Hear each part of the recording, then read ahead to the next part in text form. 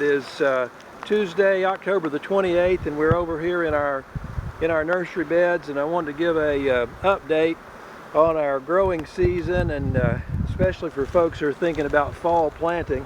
Persimmon is here also because she was in the pen here and wanting to yap, so she decided she had to get in on the filming as well.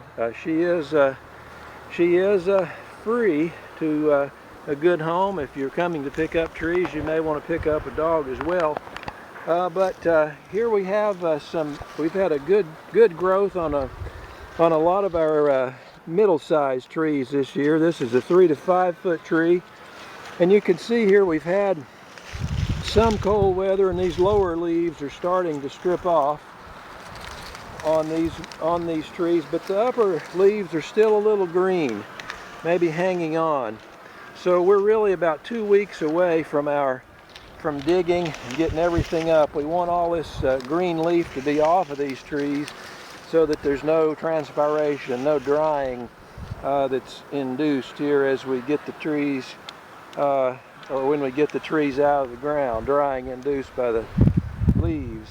And so about 2 weeks off of our digging time, and you can see here in this bed we've got a bunch of really pretty 3 to 5 footers. Some of these would be even 4 to 6 foot trees. Here's a tree, a little bit taller tree, and it's borderline 4 to 6 footer.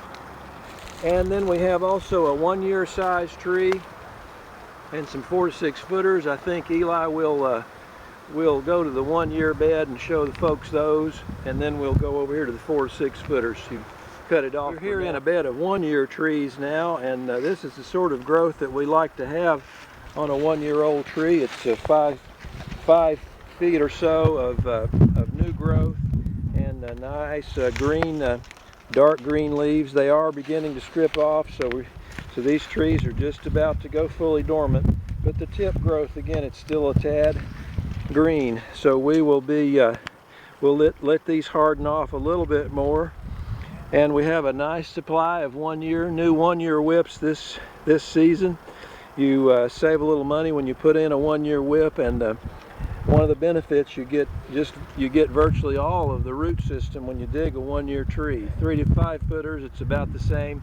4 to 6 footers, you lose some root, so you have to compensate for that by trimming the tree, pruning the top of the tree pretty hard. And so we'll move now to some 4 to 6 foot trees. Eli's going to show you. We've got a stretch of trees out here plumb out to the road. So lots of 1 year whips to choose from this year. And so we'll move now, Eli, to some 4 to 6 footers. And here is a 4 to 6 foot tree. I'm a 6 footer, so this tree's tipping out at 6.5, approaching 7 feet tall. This is an Ozark pippin, which we sell a lot of these. I encourage folks to try this apple. It is an August ripener, makes a really large apple, sort of a general purpose tree, and a good hardy variety. And so here's the 4 to 6 footer, and you can see that even if you dig pretty tightly in here, you're going to be cutting some roots. And so to compensate for the root loss, the greater root loss proportionately, it's important to prune these trees back. And so we would head it back to here. We would thin out some side branches. We've already done a little pruning on this, and that will balance the root to the top and let this tree take off and grow and thrive. Is there a difference between when these trees will begin to bear? Yes, this 4 to 6 footer is going to be ahead of the others, although there's not a lot of difference between a 3 to 5 footer and a 4 to 6 foot tree.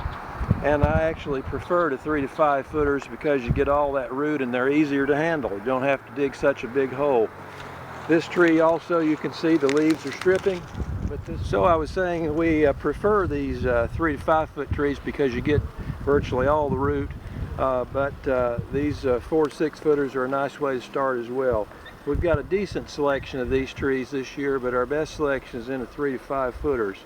So it's Tim Hensley, Urban Homestead. Our website is www.oldvaapples.com.